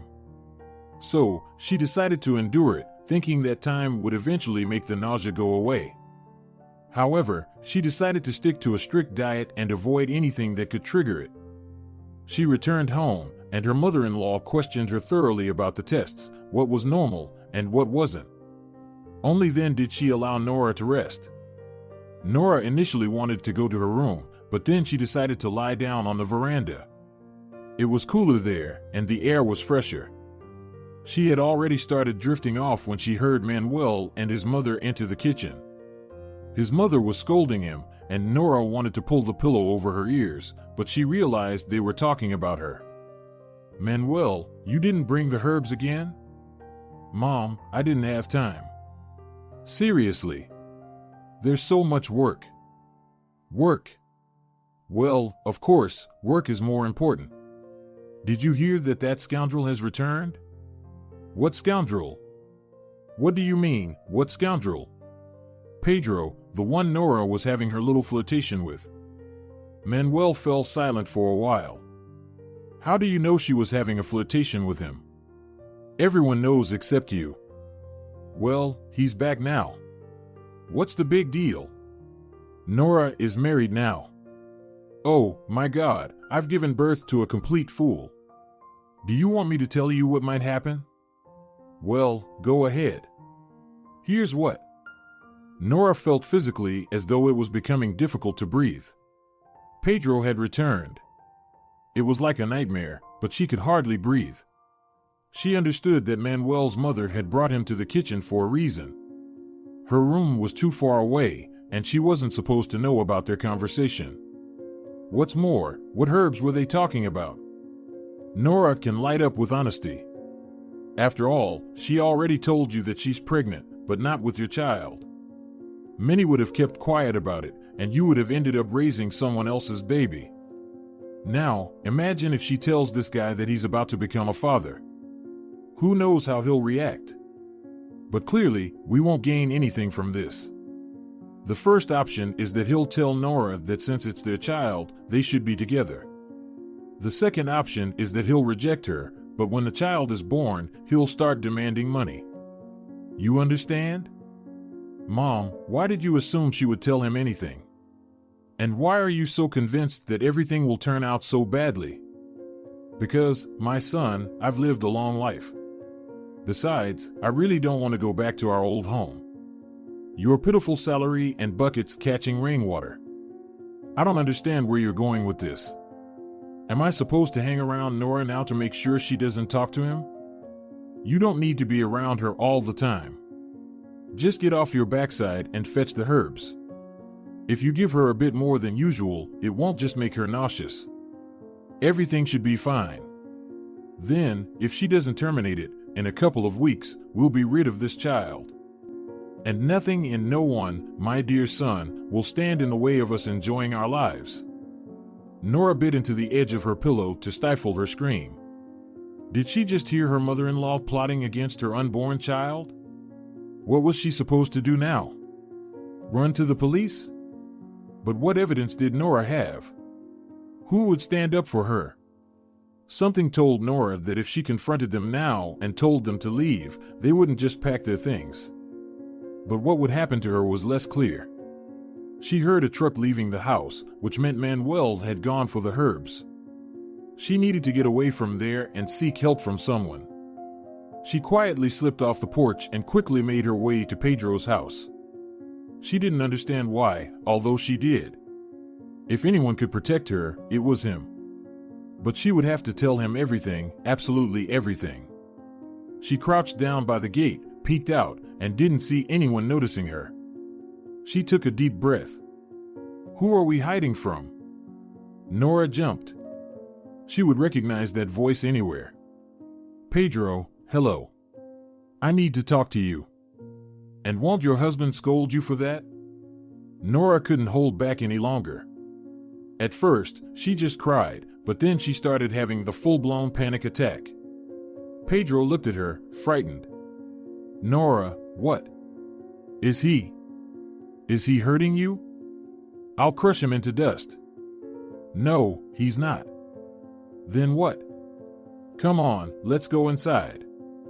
He took Nora's arm and led her quickly inside. Liana gasped. Nora, dear, what's happened to you? Wait, let me give you some water. While Nora sipped the water, shivering, Pedro and his mother watched her closely. Nora placed the glass down, feeling a bit calmer, and took a deep breath. There's something I need to tell you. Pedro sat down in front of her on a chair. Well, go ahead. I don't think this story will be too exciting, but spill it. Nora missed the moment when Pedro put on his mask again. But she didn't care. He could behave however he wanted as long as he helped her. She sighed deeply. I'm pregnant. Pedro grinned. Very valuable information. Nora sighed again. Not by my husband. It's your child, Pedro. He stood up, then sat back down. Nora, why tell me this? It would be one thing if you weren't married, but why lie now? I'm not lying, but I didn't come to tell you about the pregnancy. I told Manuel about it just before the wedding, that I was expecting a child and that it wasn't his. He and his mother discussed what to do, but they decided to let it be. I calmed down, relaxed, and thought that you would never know about the child. Pedro clenched his fists but remained silent. Liana moved closer to Nora, patting her hand. Don't worry. Go on, tell us. Nora felt somewhat calmer now and continued. After she finished her story, Liana said, Those wretches. Her grandmother was an herbalist. It seems she inherited some knowledge. But they want to destroy a living soul. Pedro stood up. No, Mom, not just a living soul. They want to destroy my child. Nora raised her head. Pedro, I don't want anything from you. I won't ask you for anything. Just help me. I don't know what to do. I'm just scared to go back home. Well, we can talk about what happens next later. Right now, we need to think about something else. The situation is very delicate. As you understand, just like that, especially since the test showed nothing, we won't be able to prove anything. What's most important now? Liana stood up. The most important thing is not to endanger the child's life and Nora's, and we should leave all these disputes for later. That's also true, but we can't let them get away with it either. You understand that what they're doing is a real crime. I understand, Pedro, but I won't let Nora go there. Mom, just go and get Sancho. Liana blushed. Sancho had recently moved to their village. He had served in the police, and after retiring, he bought a small house in the village while leaving his city apartment to his son, who had also followed in his footsteps. Liana and Sancho had developed a friendly relationship and later a romantic one. They had tried to keep it a secret, although Sancho didn't understand why. Why should I go call him? You should go and get him. He's your neighbor too. Mom, please, just go. He'll understand you better. Liana wanted to say something more but changed her mind and rushed out the door. Pedro moved closer to Nora, taking her hands in his. Nora, do you hear me? Don't be afraid. No one will harm your child. Nora, despite her distressed feelings, noticed that Pedro had said your instead of our. Well, that was fine with her. She didn't care. The most important thing was that no one threatened her little girl. Nora was sure that she would give birth to a daughter. After about 15 minutes, Liana returned, accompanied by a distinguished-looking man. Nora had to recount her story once again. I can't believe it. I thought this sort of thing couldn't happen in the village. So, you mean to say that they could do this because of a house and money? As I understand it, the child has nothing to do with it. It's the house that's at stake here. Pedro shrugged. It seems so. Herbs, you say? In reality, it's not that hard to find out what they're giving her. We just need the authority. You stay here while I call my son. Pedro also stood up. But how? We don't know anything. We only have Nora's word for it. Sancho smiled. A good investigator can find everything, and that herbs will definitely leave its mark either in the car, at home, or in that old house. He turned to Nora. You, dear, lie down, rest, or even better, take a nap. This will take a while, and you need to relax. And don't go outside. All of you. God forbid they suspect something, we won't find anything. Nora gladly lay down on Pedro's bed. Everything in the room smelled like him. It felt pleasantly nerve-wracking. Pedro peeked in on her a couple of times, but Nora was sleeping soundly. She understood that she was being treated differently in this house. She was awakened by voices, and then the room lit up. Pedro was standing in the doorway, smiling. You must really like sleeping. Wake up. You need to give your statement. Your relatives have been taken already. Nora sat up abruptly. How? Just like that. Manuel came home, and his mother was already waiting. She said you were missing. They started searching all around the house, but completely forgot about what they left in the car. Sancho says that this grass might look harmless, but in skilled hands, it can turn into real poison. Nora, please bear with it and answer their questions. Okay. Pedro? What? Is there anything to eat? I'm eating like there's no tomorrow now, and I haven't had anything since this morning. He looked at her, then burst out laughing. Of course. We'll feed you, both of you. 15 minutes later, Nora was munching on a big sandwich with coffee and answering questions. For now, she had declined any heavier food so as not to embarrass the officers in uniform, but she was already picturing herself slurping a bowl of cabbage soup that Liana was currently preparing. She recounted her story once more, answered several questions, and then the police officers left. After a hearty dinner, she felt the drowsiness creep back in. I probably need to go home. Now that I'm not nauseous, I'm hungry all the time and sleepy. Liana chuckled. That's normal, dear. Eat and sleep. You can stay here tonight. You can go home tomorrow. Pedro nodded in agreement. Nora happily sprawled out on his bed again. She'd sleep wherever she wanted. If there was nowhere else, she'd even move over, as long as it didn't disturb her sleep. Pedro actually came to her. He lay down fully clothed, embraced her, and they fell asleep. How good it felt to be in his arms. She didn't even have to think about it, she just fell asleep. In the morning, she woke up, and he was gone. She walked into the room where Liana sat looking distressed. Where's Pedro? He left. Left again. Like a tumbleweed, honestly. How did he leave? Like this. He left a note that said, I need to figure myself out. Either work attracts him, or romance and all that, or he's just been a fool since birth. Nora slumped into a chair, feeling drained. She had thought that everything would be different now, but Pedro had left again. She got up. I should go, Liana. I have to get to work soon. How are you feeling? Nora smiled.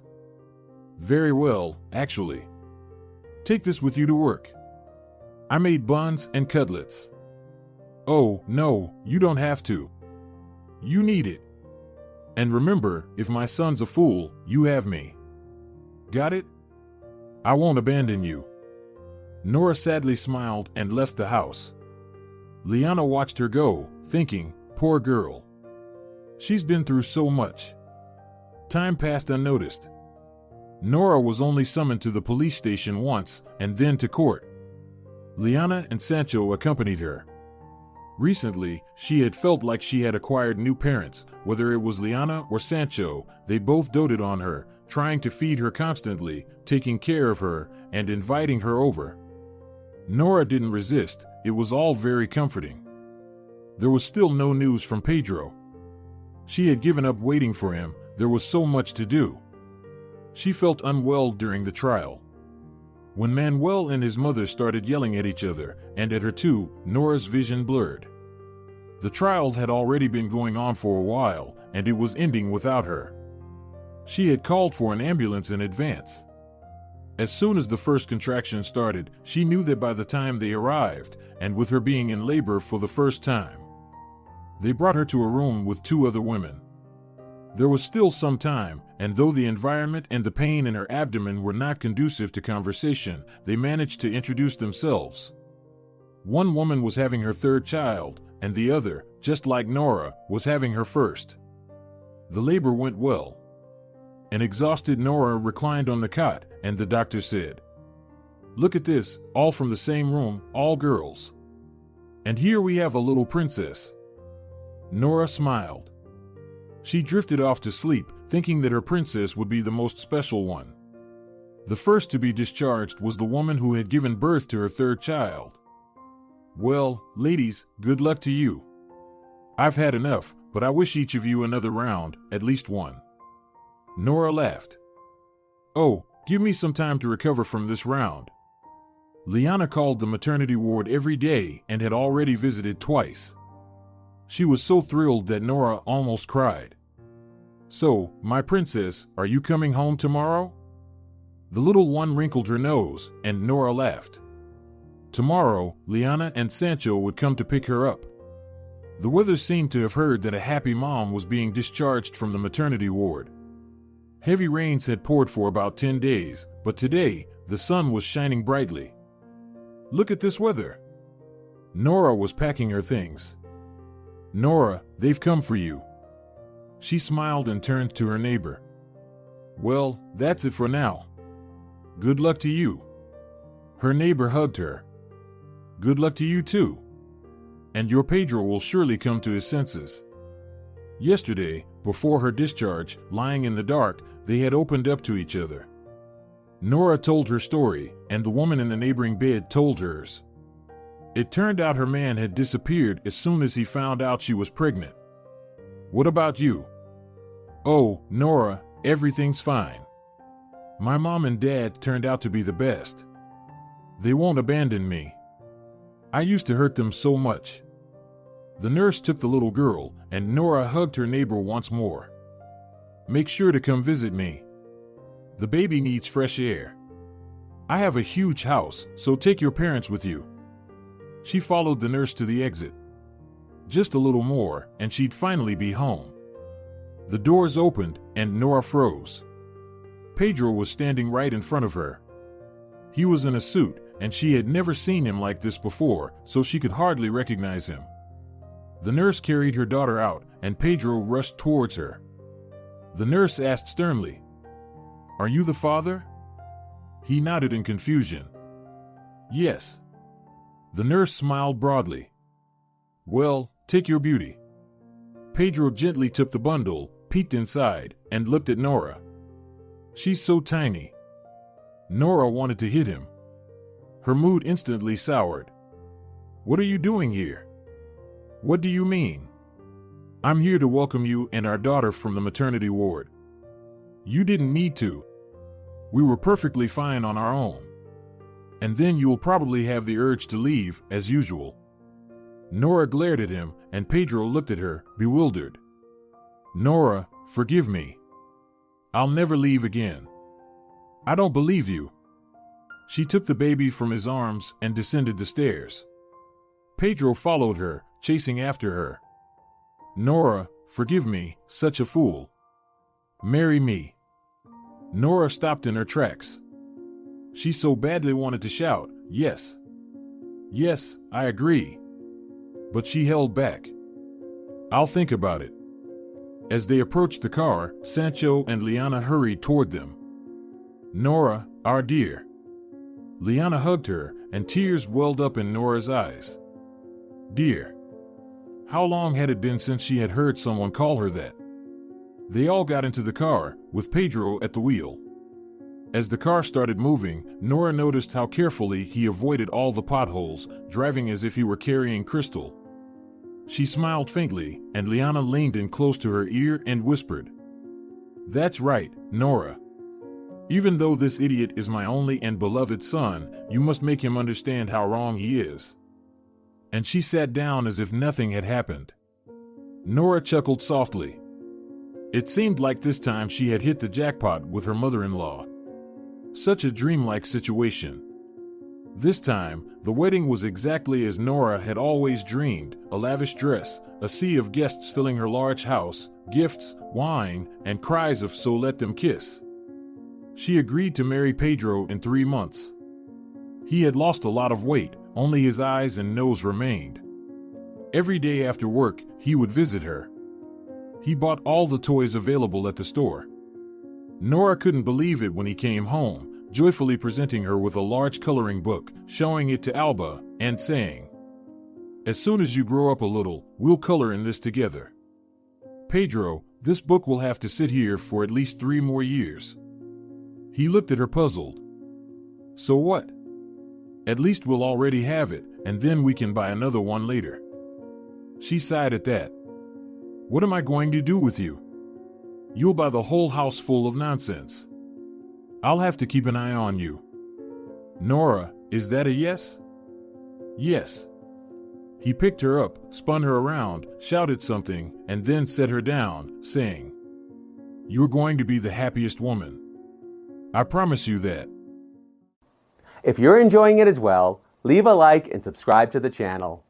All right, everyone's presentations are done. Nick, the manager, said as he tried to move the discussion forward. "Excuse me, I haven't. I recently found out something." Nick interrupted me and began to speak. "There's apparently someone in this department who didn't graduate high school and is just a part-timer. Meetings should be for employees only." Absolutely right. His lackey, Mike, of course, agreed with Nick. "I'm leaving." After leaving the meeting room, I started to shut down my computer. I noticed that an email had arrived, not in my personal inbox, but in the company's shared email. Thinking, there's no point in speaking up, no one will listen, I went home quietly. The next day, I heard a commotion from Nick's desk. He was staring at his computer screen, his face pale. "Nick, is something wrong?" Mike looked at the screen with him. And he turned even paler than Nick. Why is he so angry? Knowing the reason for Mike's distress, I thought to myself, serves them right. My name is Adam. My mother passed away when I was in the 9th grade, and I was raised by my father. Well, you could hardly call it being raised. After my mother passed, my father changed. He drowned his sorrows in alcohol, and though he still went to work, he squandered our living expenses on horse racing. Because of that, I had to start working part-time as soon as I entered high school. Every month, I went to the convenience store with bills in hand that couldn't be auto-deducted from my father's account. Even though I endured it because I didn't want to be alone, I reached my limit in my 2nd year of high school and dropped out. I found a live-in job at a distant inn. Thank you for everything. The day I left home, my father, still staring at the TV, spoke. Take care. That was our last conversation. Back then, 18 wasn't the age of majority, so I needed my father's permission to work, and I couldn't hide my place of employment. Yet, my father never visited me even once. I kept working just to survive, and before I knew it, I was 42. Years of hard work paid off, and I was transferred to the headquarters. I was thrilled to be recognized by the company, as I thought I'd be working in the field until retirement due to my lack of formal education. Listen up. Our work can change the future of our employees. Don't drag us down. On my first day after the transfer, Nick, dressed in an expensive suit, spoke sternly. There was a reason for this. Our inn was located in a prominent tourist destination, known so well that everyone in the state could sing its commercial jingle. At its peak, we had 5 locations within the state. But that was long ago. Due to financial difficulties and aging facilities, only the place where I had worked for many years and the original establishment remained.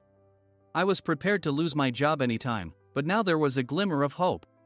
With the rise of social media, the tourist area where the inn was located started gaining attention again.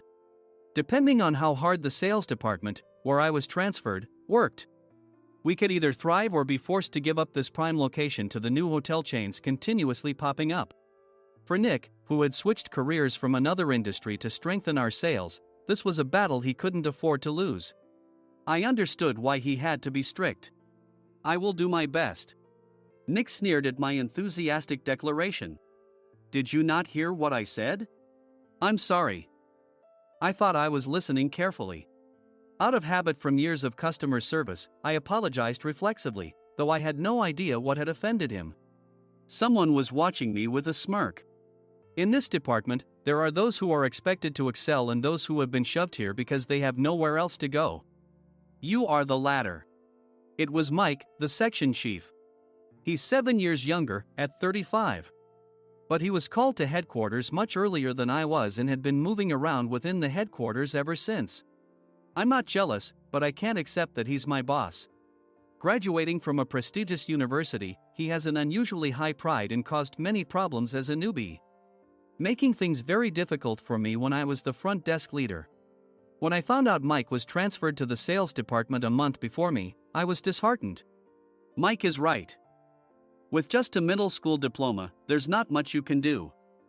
Don't even think about achieving results. As if I didn't exist, Nick remarked, "I'm thirsty."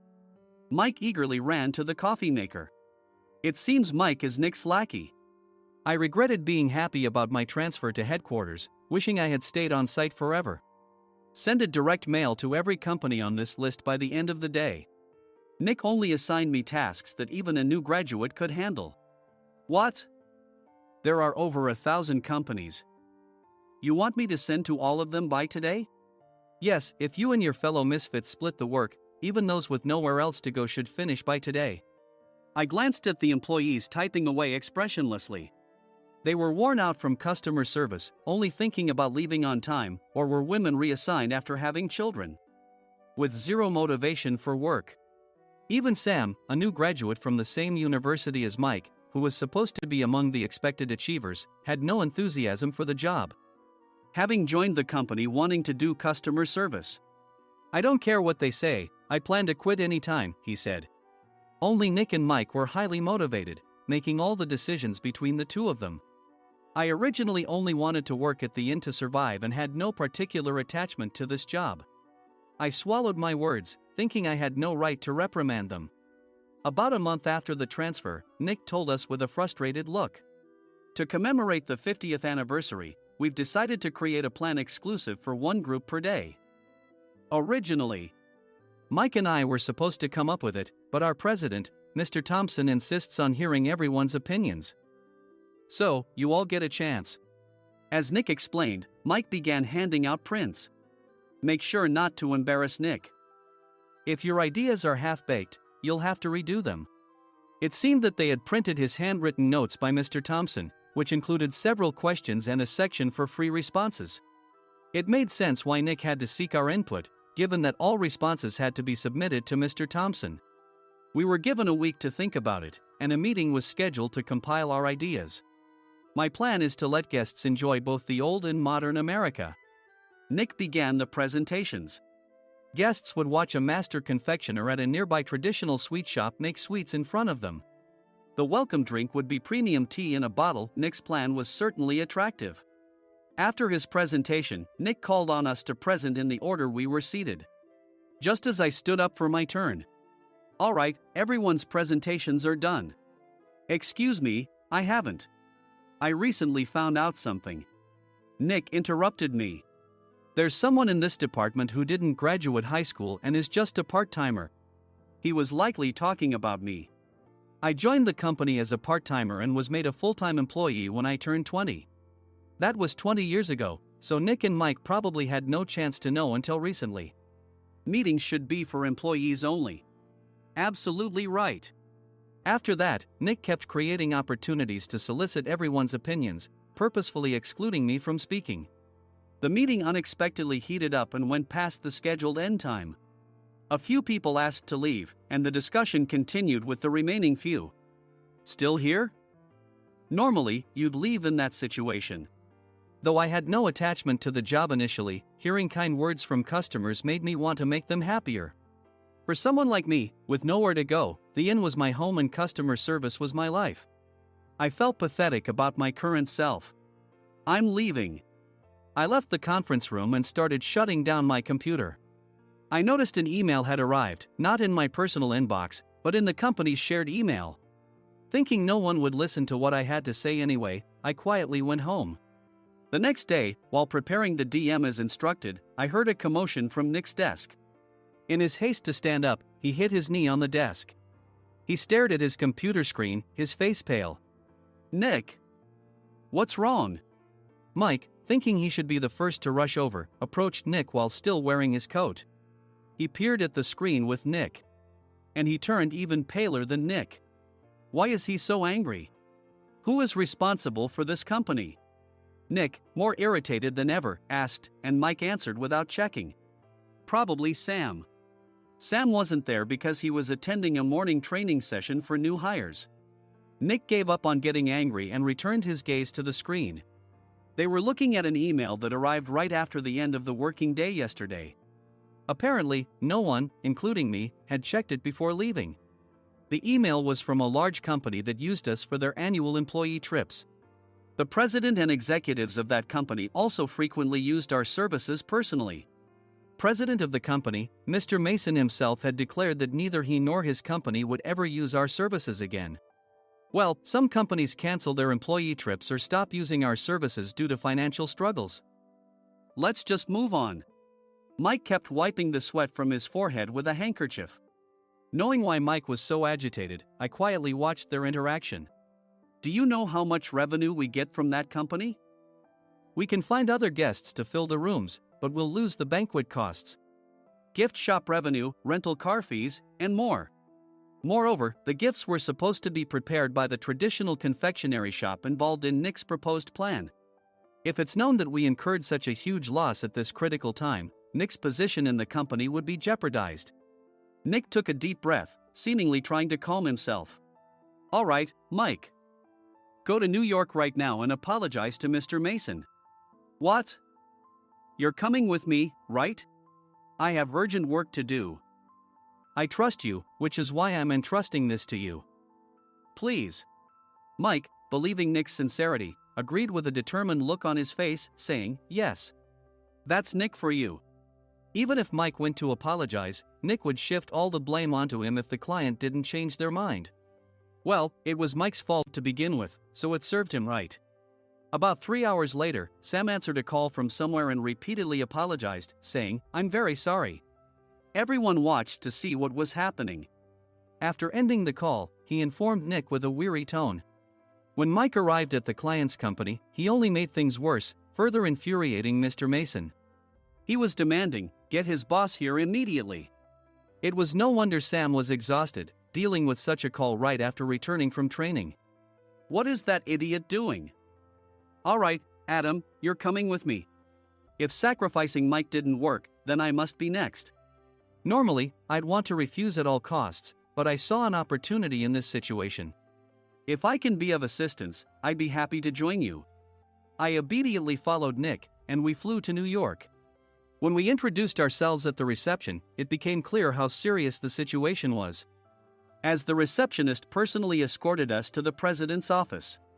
Angry voices leaked through the door, making both Nick and me uneasy. Excuse me. I'm Nick, the supervisor. I understand my subordinate has caused you trouble, and I deeply apologize. Nick, with his experience in the corporate world, knew enough to offer an apology before excuses. However, his customer service skills left much to be desired. I sighed as I saw Mike trembling like a small dog in the corner of the room. What kind of training are you giving your subordinates? Mr. Mason glared at Nick with a red face. The intensity of his gaze made even Nick take a step back. Regrettably, I joined this company only 2 years ago and was unaware of Mike's issues. I should have identified his shortcomings sooner. Indeed. I should have realized sooner. No sensible person would come to apologize and then give a lengthy presentation on the drawbacks of not using their in. Nick froze, his mouth slightly open.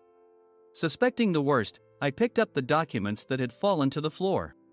It seemed Mike hastily prepared these documents on the plane, listing the disadvantages. Disadvantage 1: if you change the venue for the company trip, employees might suspect it's for cost-cutting reasons, leading to a negative impression. Reading it aloud half-jokingly, Nick snatched the papers from my hand and checked the contents with a furious expression. Among the stack of documents was a receipt from a nearby convenience store's copy machine. I felt a pang of dread, hoping he hadn't shown the receipt as well. What do you think he said when I asked what kind of nerve he had to do this? I'm very sorry. Faced with the dire situation, Nick must have thought there was nothing left to do but apologize. In a voice smaller than I'd ever heard from him, he uttered words of apology. He said, "I'm a Harvard graduate. I don't believe I said anything wrong." Mike! What have you done?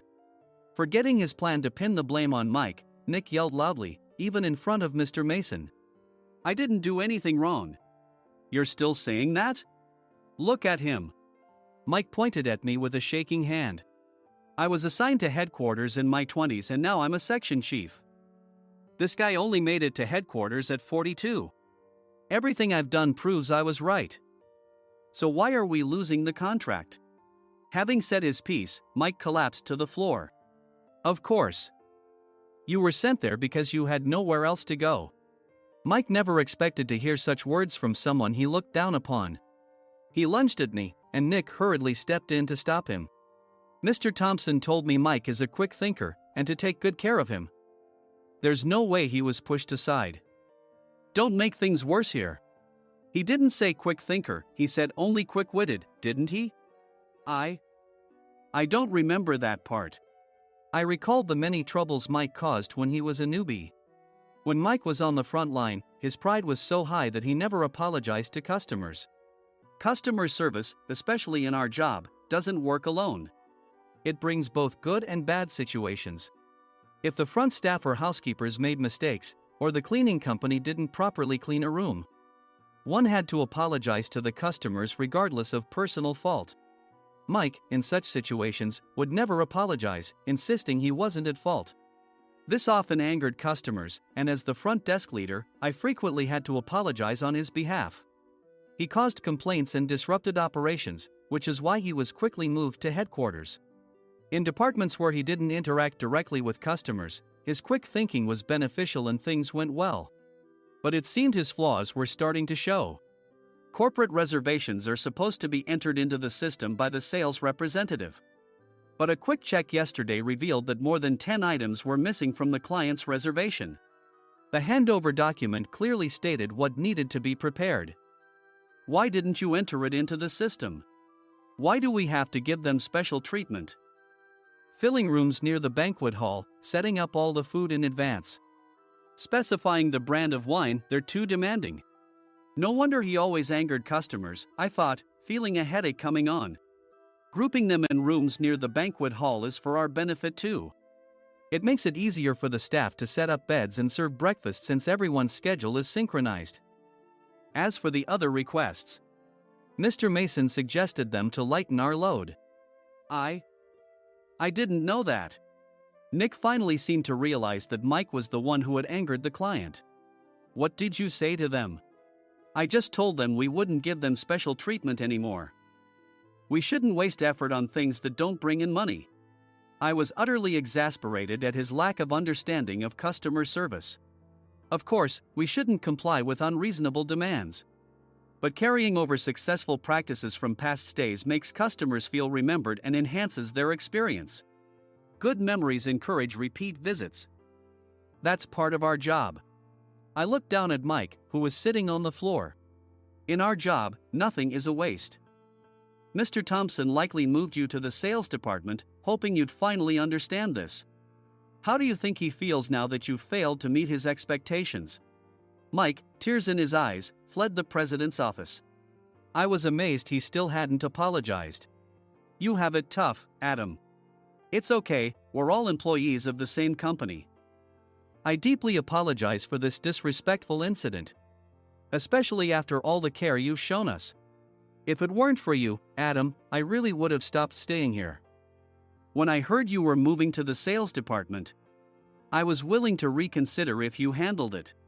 Seeing us talk so amicably, Nick's face contorted. Do you two know each other? Adam's service is excellent. I always requested him specifically.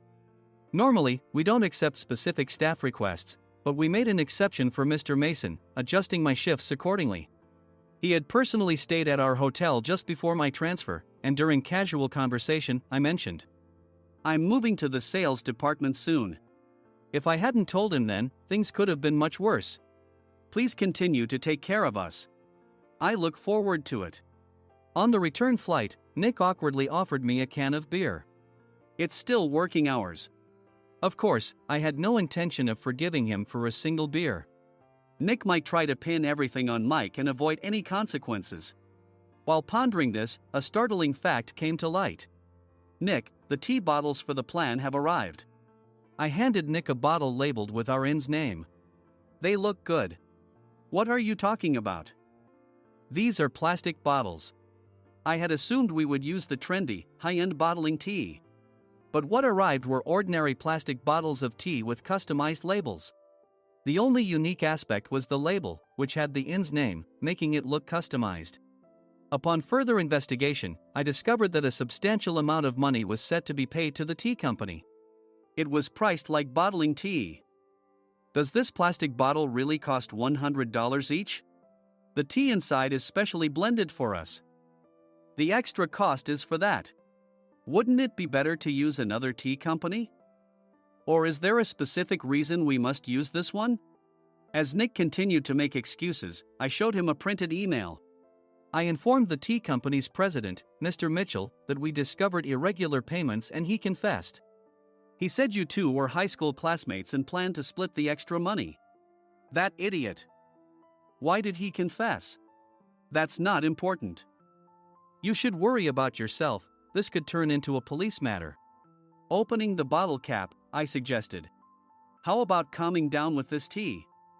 It supposedly has a relaxing effect. Nick drank the tea frantically. In the following days, decisions were made about their fates. Mike was reassigned to the General Affairs Department, with no chance of transfer or promotion, as per Mr. Thompson's orders. As for Nick, since the payment to the tea company hadn't yet been made, he narrowly avoided legal trouble. Instead, he was encouraged to leave the company, and to avoid further complications, Nick submitted his resignation. Rumor has it that connections between HR departments have made it difficult for him to find new employment. Even though it was good to have those two gone, something unexpected happened in the sales department. Everyone became motivated and united in refining the 50th anniversary plan. In the end, my plan was adopted. We collaborated with the Tourist Information Center to provide personalized guides. The plan, tailored to the number of guests, was truly special for the 50th anniversary. Hey, is Adam's family coming to stay? I immediately booked that special plan for my family. Sam noticed it on the reservation list and quickly picked up on it. Yes, I'm inviting my father. That's great. I might invite my parents too. I lacked the courage to face my father just as Adam. But here, with the confidence Mr. Mason praised, I felt ready. The 50th anniversary plan was a perfect opportunity to reconnect with my father. I hoped to bring back the days when we could laugh together as we once did.